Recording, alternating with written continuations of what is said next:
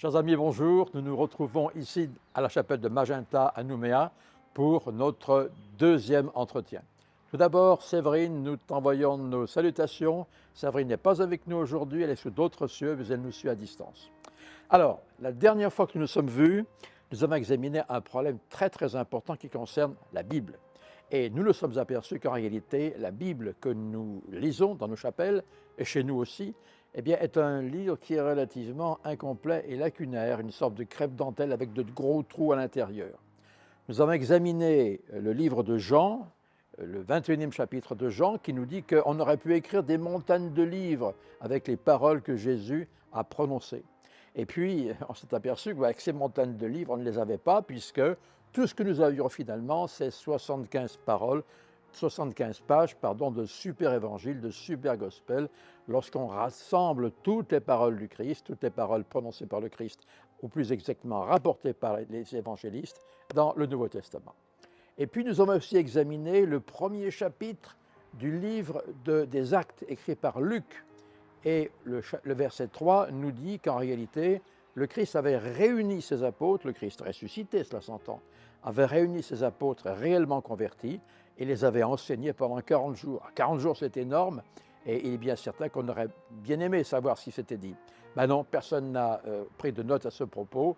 Plus exactement, Jésus n'a pas permis, et aujourd'hui, ce fameux évangile des 40 jours, tout simplement, il reste inachevé, en tout cas, il reste sans consistance, puisqu'on n'a absolument aucune phrase prononcée par le Maître pendant ces 40 jours.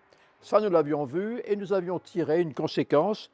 La conséquence, la résultante très simple, c'est que notre Nouveau Testament, pour ne parler que de lui, est un livre tout à fait incomplet, qui pouvait effectivement prêter à diverses interprétations, d'où le nombre d'églises de chute.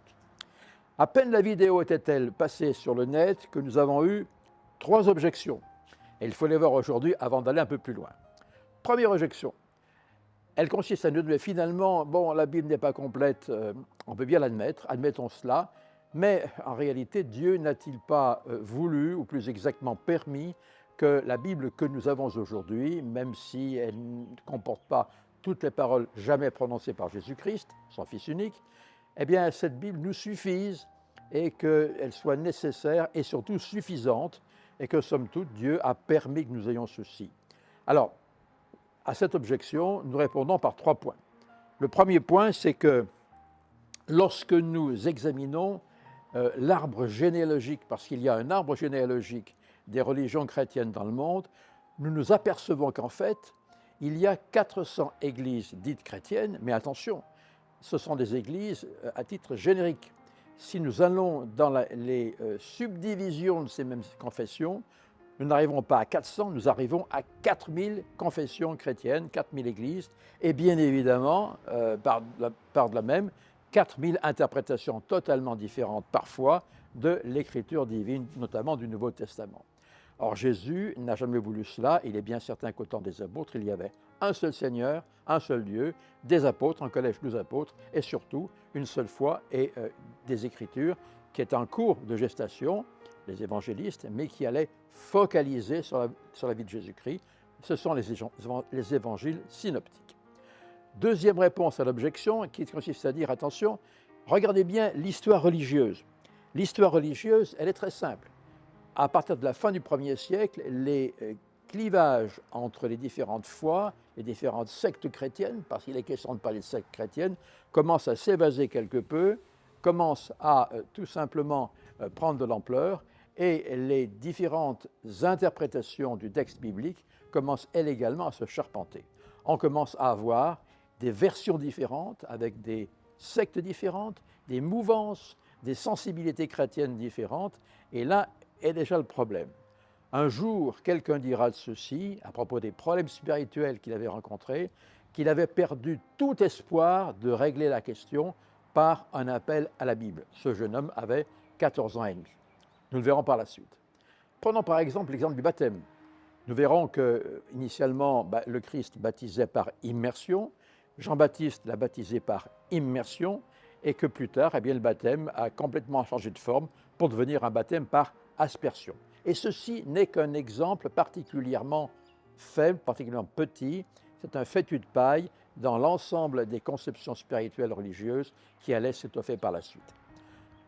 Troisième réponse à l'objection qui me semble être suffisante d'elle-même, mais enfin, sait-on jamais, lorsque le Christ bâtit son Église avec 12 apôtres à sa tête, donc une vision unifiée de la chose, eh bien, il prêche l'unité de l'Église.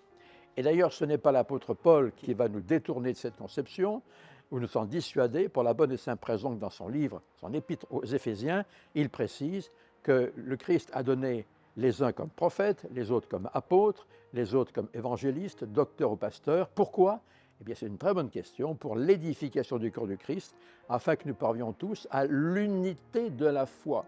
Donc l'apôtre Paul lui-même fait référence à un but unique, à une Église une et indestructible, mais surtout une Église unifiée. Ce qui n'est pas le cas aujourd'hui et ce qui ne permet pas d'être autrement avec la Bible que nous avons. Et puis ce n'est pas le 17e chapitre de Jean, qu'on appelle parfois la prière sacerdotale, ou le dernier repas ou la dernière entrevue entre le Christ et ses apôtres, où celui-ci fait une prière spéciale et il prie son Père céleste que le Père, lui et ses disciples, soient un, afin que ses disciples soient un en lui et dans le Père, afin que tous soient un en tous. Il finira son exhortation à ce dernier repas avec une phrase absolument terrible consistant à dire « Si vous n'êtes pas un, vous n'êtes pas de moi ». Alors, il est bien certain que ce ne sont pas les différentes interprétations d'aujourd'hui qui nous prouvent que la Bible est effectivement complète et que l'harmonie règne dans le domaine religieux. Il s'est passé quelque chose après la disparition des apôtres que nous aurons un jour à expliciter un peu plus amplement, mais en tout cas, non, la Bible ne nous permet pas d'arriver à l'unité de la foi, en tout cas la Bible telle que nous l'avons aujourd'hui. La deuxième objection qui nous a été faite mérite véritablement le détour. Elle consiste à nous dire qu'il ne se trouve dans la Bible absolument aucun indice, aucun passage au terme de laquelle cette dernière non seulement serait incomplète, mais également pourrait bien un jour être complétée par quelques textes venus d'on ne sait où. La réponse est non, non, l'objection ne tient pas en elle-même. Prenons quelques exemples, 3 si vous le voulez bien. La première, c'est l'Ancien Testament lui-même. Dans l'Ancien Testament, dans les Chroniques, nous apprenons que des livres manquent. Par exemple, le livre d'Iddo le voyant, le livre de Shemaïa le prophète, le livre des Chroniques des rois d'Israël et le livre des Chroniques des rois de Juda. Attention, sur ce dernier point, ne pas confondre avec les 2 livres de Chroniques que nous avons, mais également les 2 livres des rois. C'est tout à fait autre chose. Donc au moins 4 livres qui nous manquent. Si vous allez sur les textes spécialisés, vous verrez qu'une douzaine de livres de l'Ancien Testament manquent aujourd'hui dans notre opus qu'on appelle l'Ancien Testament. Alors, il est bien certain que si un jour on retrouvait, par exemple, le livre d'Iddo le voyant, qu'est-ce qu'on en ferait? Est-ce qu'on le passerait par pairs et profits, on le mettrait à la poubelle? Bien sûr que non, mais on lui réattribuerait sa nature prophétique et surtout canonique, et il reprendrait la place dans notre corpus biblique. Deuxièmement, et là, la question vaut le détour. Juste avant le livre de l'Apocalypse, il y a une toute petite épître de presque rien du tout qui a été écrite par quelqu'un qui évoluait dans le monde apostolique et qui s'appelle Jude, que certains pensent ailleurs être de la famille de Jésus-Christ. Mais c'est une autre histoire. Jude vitupère à son époque les gens dans l'Église qui commençaient à en faire un peu n'importe quoi. Mais ce n'est pas ça l'important. À la fin de son épître, il va citer une référence qui vaut absolument le pesant d'or qui est le sien. Il cite le livre d'Hénoch, au terme duquel le Seigneur reviendra un jour avec ses saintes myriades. Ce n'est pas ce qui est dit qui est important, c'est le contexte. Jude cite le livre d'Hénoch. C'est quoi le livre d'Hénoch? Le livre d'Hénoch, nous dit-il, nous dit Jude, était le 7e patriarche depuis ou après Adam. Ça veut dire que lorsqu'Hénoch a écrit son livre, il l'écrivait plusieurs centaines d'années avant que Moïse lui-même n'ait écrit le livre de la Genèse. Donc c'est un livre qui a une valeur absolument extraordinaire. Or, le livre d'Hénoch, nous n'avons pas, alors que les apôtres, apparemment, le possédaient. Ce que nous avons en tant que livre d'Hénoch n'est autre qu'un apocryphe qui date de l'époque post-médiévale, et qui n'a rien à voir apparemment avec le véritable livre d'Enoch. Supposez qu'il se passe aujourd'hui, ou dans les années qui suivent, ce qui s'est passé en 1947, où l'on découvre les manuscrits de la mer Morte. Dans ces manuscrits, on a pu voir qu'il y avait une copie du livre d'Ésaïe qui était complète, pratiquement complète, merveilleusement calligraphiée et surtout merveilleusement exacte et similaire au livre d'Ésaïe que nous avons dans l'Ancien Testament. Supposons que nous retrouvions aujourd'hui, comme on a retrouvé le livre d'Ésaïe, copie fidèle du livre d'Ésaïe, que nous retrouvions une copie fidèle du livre d'Enoch. Qu'est-ce que nous en ferions? On le passerait par perte et profit? On le mettrait à la poubelle? Sûrement pas. Mais on lui attribuerait, on lui accorderait par force la véritable valeur qui est la sienne, c'est-à-dire une valeur absolument extraordinaire, puisqu'encore une fois, ce serait le premier livre écrit bien avant Moïse et bien après Adam. Donc, encore une fois, les apôtres possédaient des livres, ou en tout cas un livre, le livre d'Enoch, que nous ne possédons pas aujourd'hui. Et puis, on achèvera sur ce thème avec un troisième exemple. C'est un exemple que l'on tire de l'histoire des premiers chrétiens à Rome. Vers la moitié du 1er siècle après Jésus-Christ, Saint-Pierre, va ordonner un évêque qu'on appelle Linus, l'un dans notre liturgie. Remarquez bien que le premier apôtre, ou plus exactement évêque de Rome, n'est pas Pierre, c'est Linus. Linus aura notamment dans son ministère à supporter les attaques d'un certain empereur appelé Néron. Sale période, sombre histoire. Mais l'important est de savoir que Linus avait un frère qui s'appelait Hermas. Et Hermas est quelqu'un qui avait un don d'écriture. Hermas va écrire un livre qu'on appelle le pasteur d'Hermas. Pendant 2 siècles et demi, le pasteur d'Hermas, qui raconte les débuts de l'Église primitive à Rome, mais également quelques figures symboliques, eh bien ce pasteur d'Hermas va tout simplement être considéré par les saints de Rome et des alentours comme un livre canonique. Ce n'est que 2 siècles et demi plus tard, environ, qu'il sera rejeté comme livre relativement douteux. Alors comment se fait-il que pendant 2 siècles et demi ou presque, on l'a considéré comme écriture canonique, et puis à un certain moment, ce n'était plus rien. Il était remplacé par un autre livre, et il ne sera jamais le 27e livre du Nouveau Testament. On voit par là que la Bible s'est composée et s'est formée d'une façon relativement ambivalente et relativement problématique. Donc nous pouvons dire, bien évidemment à ce titre, que ces 3 exemples nous montrent bien qu'en fait, eh bien, la Bible porte en elle-même des fragments d'explication au terme desquels non seulement elle est incomplète, mais également elle pourrait être complétée un jour d'une façon relativement spectaculaire. Nous allons maintenant passer à la 3e objection qui va nous demander un peu plus de temps et d'aller dans le canon biblique et notamment dans un prophète extraordinaire de l'Ancien Testament qu'on appelle Ézéchiel. On va y aller. Et maintenant, voici la 3e objection promise que nous allons examiner ensemble qui nous est portée à défaut concernant l'Ancien Testament. Il nous est fait objection qu'il n'existe aucun prophète de l'Ancien Testament, pour ne parler que de lui, qui aurait prévu que la Bible serait complétée un jour, sans parler du Nouveau. Eh bien, la réponse est oui, il en existe un, et pas n'importe lequel, le prophète Ézéchiel. Alors, il faut bien évidemment retourner au texte qui va nous ouvrir des perspectives littéralement incroyables. Je prends l'Ancien Testament et le livre d'Ézéchiel. Je vais ouvrir le livre d'Ézéchiel au chapitre 37. Et au verset 19, Ézéchiel nous dit ceci.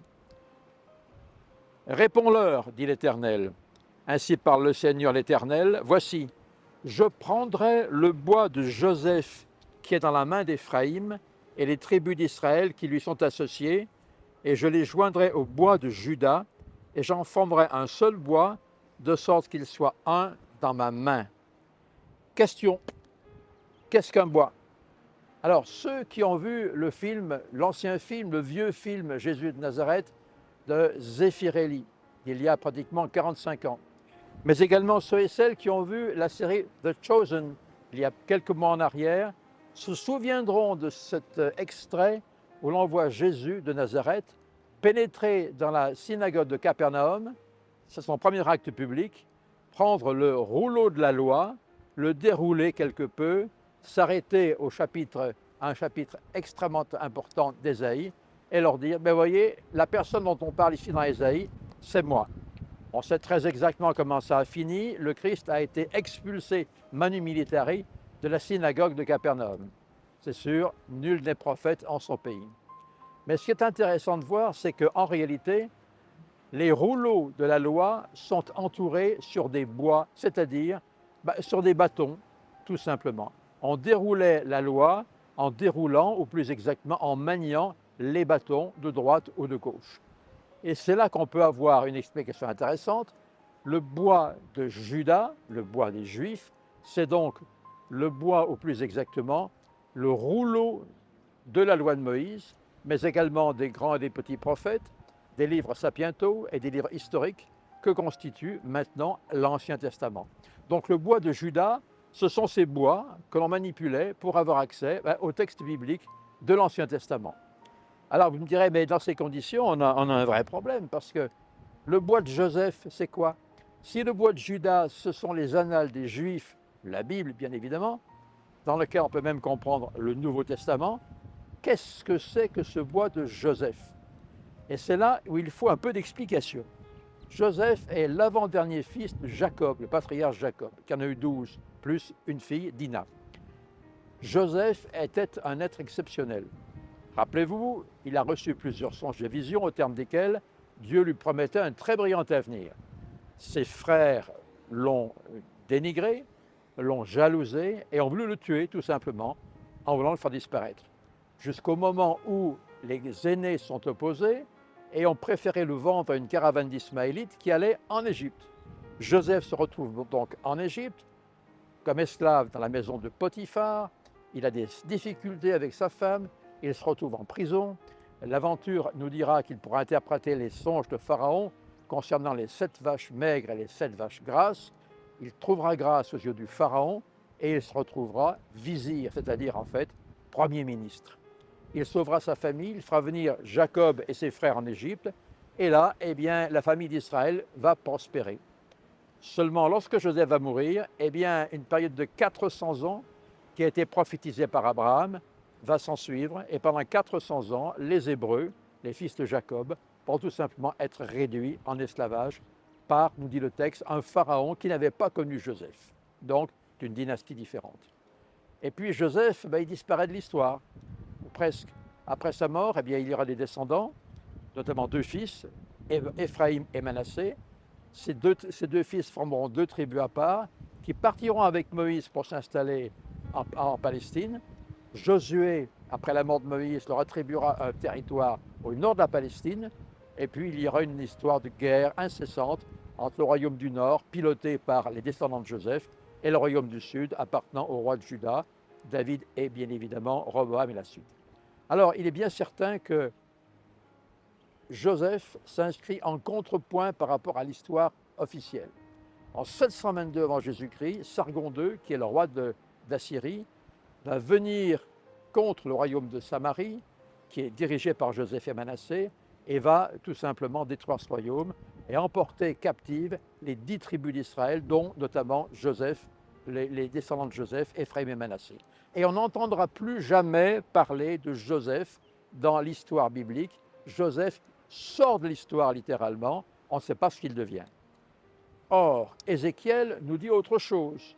Il nous dit qu'en réalité, avant le retour du Christ, parce que Ézéchiel 37 vise les temps de la fin, avant le retour du Christ, le bois de Joseph, c'est-à-dire les annales de Joseph, réapparaîtront et seront assemblés aux annales de Juda, les annales juives et des annales joséphites. Pour l'instant, nous avons les annales juives, Ancien et aussi Nouveau Testament, mais qu'en est-il? Quid des annales de Joseph? Ça, c'est une question. Ces annales réapparaîtront un jour, mais bien évidemment, nous devons savoir ce qu'elles sont et ce qu'elles peuvent nous apporter. Encore une fois, nous avons la démonstration parfaite que notre Bible non seulement est incomplète, mais également doit être éminemment complétée par d'autres écritures qui viendront inéluctablement un jour l'éclairer de bienveillante clarté. Bien évidemment, nous verrons la suite la prochaine fois. Réservez votre intérêt parce que à la 3e rencontre, c'est certain et c'est promis, nous entrons dans le vif du sujet. Ceci dit, bonne semaine et que Dieu vous bénisse tous.